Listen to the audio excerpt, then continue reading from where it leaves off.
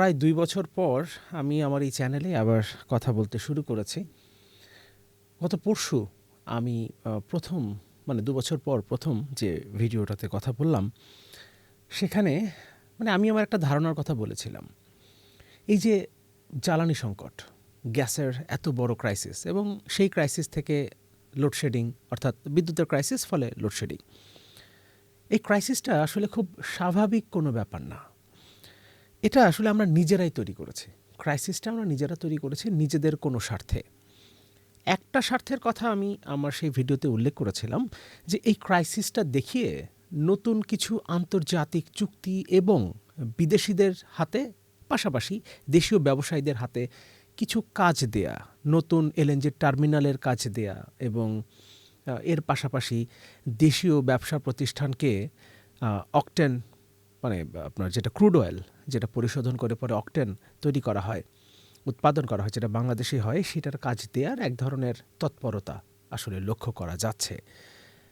বিভিন্ন সময় এটা আসলে হয় যে কোনো একটা ক্রাইসিসকে কেন্দ্র করে নানান অর্থনৈতিক কর্মকাণ্ড, এক ধরনের তৎপরতা শুরু হয় এবং এবারের যে জ্বালানি ক্রাইসিস সেটাকে ঘিরে এক ধরনের অর্থনৈতিক তৎপরতা তো শুরু হয়েছে এবং সরকারের দিক থেকেও আমরা দেখেছি জ্বালানি মন্ত্রী বারবার করে বলার চেষ্টা করছেন যে জ্বালানি খাতকে বিদেশিদের হাতে দিতে হবে এবং সেক্ষেত্রে একটা বিশেষ ব্যবসায়ী গ্রুপের নামও সামনে এসছে।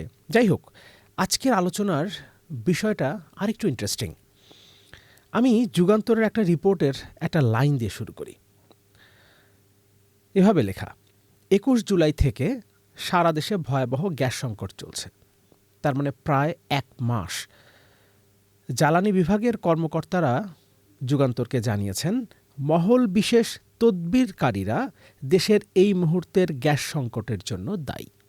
আরেকবার বলি, জ্বালানি বিভাগের কর্মকর্তারা জানিয়েছেন মহল বিশেষ তদবিরকারীরা দেশের এই মুহূর্তের গ্যাস সংকটের জন্য দায়ী। তাদের কারণে বাইরে কোথাও জ্বালানি বিভাগের পরিচয় দেওয়া যায় না, কারণ তারা ভয়ে আছেন, কারণ দেশে যে চরম জ্বালানি সংকট অর্থাৎ গ্যাসের ক্রাইসিস, সেখান থেকে যে বিদ্যুৎ উৎপাদনের যে ক্রাইসিস এবং সে কারণে যে লোডশেডিং, ফলে দেশের জনগণ তো এখন ক্ষিপ্ত, ফলে তারা এই পরিচয় দিতে পারেন না। কিন্তু তারা জানাচ্ছেন যে তদবিরের কারণে, বিশেষ মহলের তদবিরের কারণে এই জ্বালানি সংকটটা তৈরি হয়েছে। আরেকটা লাইন পড়ি। জানা গেছে এই ৬ কার্গো, কোন ৬ কার্গো এই জায়গাতে আসবো, এই ৬ কার্গো এলএনজি ক্রয় করতে সরকারের সঙ্গে ঘনিষ্ঠ কয়েকজন নেতা সুপারিশ করেন, কিন্তু এ ব্যাপারে সংশ্লিষ্ট নীতি নির্ধারককে বারবার সাবধান করা হলেও কোনো কাজ হয়নি। তদবিরের ওই কার্গোগুলো সময় মতো আসবে না জেনে স্পট মার্কেট থেকে ১৭ এবং ২৪ আগস্টের জন্য ব্রিটিশ পেট্রোলিয়াম সিঙ্গাপুর থেকে কার্গো কেনা হয়েছিল। সেগুলো নিয়ে ৬ আগস্ট ক্রয় সংক্রান্ত মন্ত্রিসভার কমিটিতে প্রস্তাব পাঠানো হয়েছিল, কিন্তু সেই কমিটি এই প্রস্তাব অনুমোদন না করে সরাসরি ক্রয় নীতিতে কেনা ৬ কার্গো আগে আমদানির নির্দেশ দেন। বারবার করে ৬ কার্গোর কথা আসছে এবং মন্ত্রিসভাকেও এ ব্যাপারে মন্ত্রিসভার যারা ক্রয় সংক্রান্ত যে কমিটি আছে তাদেরকে এ ব্যাপারে জ্বালানি বিভাগের পক্ষ থেকে সাবধান করা হয়েছিল, কিন্তু তারপরও তারা ওই ৬ কার্গো, যেটা সুপারিশের সরকার সংশ্লিষ্ট রাজনৈতিক সুপারিশ বা তদবিরের যে ৬টি কার্গো, সেই ৬টি কার্গো আগে আমদানির নির্দেশ দিয়েছিল। যদিও সেই ৬টা কার্গোর একটাও আসে নাই। কেন আসে নাই? কারণ যখন ওই ৬ কার্গোর ব্যাপারে তদবিরটা এসেছিল, তখন স্পট মার্কেটে বা স্বাভাবিকভাবেই জ্বালানির বা এলএনজির দামটা কম ছিল।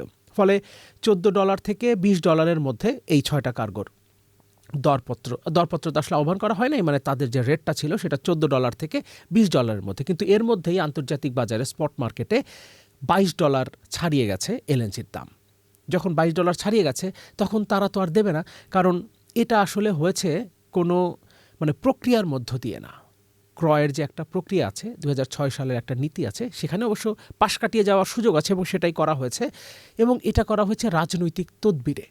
এবং এই তদবিরের কারণে যখন আবার দাম বেড়ে গেছে, তখন তারা আর কার্গো পাঠাচ্ছে না। কিন্তু এর মধ্যে যেটা হয়েছে যে সরকার স্বাভাবিক প্রক্রিয়ায় দরপত্র আহ্বানের মাধ্যমে যে ৫ কার্গো এলএনজি আমদানি করতে চেয়েছিল, জ্বালানি বিভাগ যে আমদানি করতে চেয়েছিল, সেটাকে পিছিয়ে দিয়েছে। কারা পিছিয়ে দিয়েছে? সেটাও সরকারের মন্ত্রিসভার ক্রয় সংক্রান্ত কমিটি। এখন মন্ত্রিসভার ক্রয় সংক্রান্ত কমিটি যদি এটা পিছিয়ে দেয় এবং যদি বলে যে তাদের তদবিরের 6টি কার্গো আগে আমদানি করতে হবে, তাহলে স্বাভাবিকভাবেই জ্বালানি বিভাগ সেটা আমদানি করতে পারবে না, যেটা সঠিক প্রক্রিয়ায়। কিন্তু এখন আবার সেটা আমদানির জন্য, ওই 5 কার্গো আমদানির জন্য খুব তোড়জোড় করা হচ্ছে অতি দ্রুত যাতে এটা করা যায়। এই কারণে পরদিন পর্যন্ত অপেক্ষা করা হয় নাই, আগের রাতে জুম মিটিংয়ে সেই সিদ্ধান্ত নেওয়া হয়েছে এবং দরপত্র আহ্বান করা হয়েছে 5টা কার্গো কেনার জন্য। কিন্তু ইন্টারেস্টিংলি এখন শুধুমাত্র ব্রিটিশ পেট্রোলিয়ামের দরপত্র পাওয়া গেছে 2টো কার্গোর জন্য, বাকি 3টার জন্য এখনও কেউ কোনো দরপত্র দেয় নাই। কারণ আন্তর্জাতিক বাজারেও এখন এলএনজির ক্রাইসিস এবং যেহেতু দাম বাড়ছে, $22 ছাড়িয়ে গেছে কয়েকদিনের মধ্যে, ফলে যারা ব্যবসায়ী তারাও চিন্তা করছে সামনে নিশ্চয়ই আরও দাম বাড়বে। এবং এই যে 6 কার্গো আসার কথা ছিল সেগুলো আসলো না কেন? কারণ তারাও যে রেটটা দিয়েছিল সেই রেটটা পেরিয়ে গেছে, সেই রেটের থেকে অনেক বেশি দামে এখন স্পট মার্কেট থেকে কিনতে হচ্ছে, ফলে তারা এখন সরবরাহ করছে না। তাহলে এই যে একটা মাস ধরে এই দেশের জনগণ যে দুর্ভোগের মধ্য দিয়ে যাচ্ছে, যে ভয়ঙ্কর একটা ক্রাইসিসের মধ্যে দিয়ে আমরা যাচ্ছি, শুধু কি এদেশের জনগণ, মানে আমরা তো আসলে খালি চোখে কি দেখি? লোডশেডিং হচ্ছে, আমরা কষ্ট পাই, আর দেখি যে সিএনজি স্টেশনগুলোতে লম্বা লাইন, এগুলো আমরা দেখি। কিন্তু এর আরও অনেক ইফেক্ট তো আছে, কারণ এই এলএনজি ক্রাইসিসের কারণে অনেক তৈরি পোশাক খাত, ইনফ্যাক্ট 40 থেকে 50% এখন হয়ে গেছে। 30 থেকে 40% ছিল, এখন কোথাও কোথাও বলা হচ্ছে যে প্রায় অর্ধেকে নেমে এসছে প্রোডাকশন। এবং অন্যান্য শিল্পের যে ভয়াবহ অবস্থা, শ্রমিকরা কাজ হারাচ্ছে, শিল্পগুলো ধ্বংস হয়ে যাচ্ছে। 1 মাস ধরে যদি এই পরিস্থিতি থাকে, তাহলে স্বাভাবিকভাবেই বাংলাদেশ যে গার্মেন্টস শিল্পের উপরে টিকে আছে সেখানে কত বড় ইফেক্ট পড়তে পারে আমরা বুঝতে পারি। ফলে এই যে সকল ক্রাইসিস, এই সবগুলো ক্রাইসিস হয়েছে কোথা থেকে? তদবির থেকে। কোন তদবির? সরকার সংশ্লিষ্ট রাজনৈতিক তদবির। এই তদবিরের কারণে তারা নিজেরা আমদানি করতে চেয়েছিল 6টা কার্গো। 6টা কার্গোর এক একটা 800 থেকে 900 কোটি টাকা করে এক একটা কার্গোর খরচ, এক একটা কার্গোর দাম, মানে সেই কার্গো তো যে এলএনজি আসবে সেটার দাম। তাহলে এই যে ব্যবসাটা তারা করতে চেয়েছিল, মোটা দাগে বলা যেতে পারে প্রায় 5,000 কোটি টাকার একটা ব্যবসা, এবং এর মধ্যে থেকে কমিশন যদি আমি 10%ও যদি এখানে কমিশন থাকে, বা আরও কম ধরি, যদি 5%ও কমিশনও থাকে, তাহলে আমরা বুঝতে পারি এটা শত কোটি টাকার, শত শত কোটি টাকার, অর্ধশত দুঃখিত, প্রায় 500 কোটি টাকারও ব্যবসার ব্যাপার এখানে থাকতে পারে, মানে এই তদবিরের মাধ্যমে। ফলে সেই কাজটা করতে গিয়ে, এবং সরকারের মন্ত্রিসভার এই ক্রয় সংক্রান্ত যে কমিটি আছে, তারা এই সুযোগটা তাদের ওই মানুষগুলোকে, নিজেদের কাছের মানুষ, সরকার সংশ্লিষ্ট রাজনৈতিক ওই মানুষগুলোকে দিতে গিয়ে দেশটাকে এমন একটা জায়গায় নিয়ে গেছে। দেশের মানুষের তো দুর্ভোগের শেষ নাই, লোডশেডিং এবং জ্বালানির যে, অর্থাৎ মানে গাড়ির জ্বালানির যে ভয়ঙ্কর পরিস্থিতি, সিএনজি স্টেশনগুলোতে যে পরিস্থিতি, সেটা তো আমরা দেখতেই পাচ্ছি। পাশাপাশি দেশের ব্যবসা ধ্বংস হয়ে যাচ্ছে শুধুমাত্র এই কারণে। কি বলবেন?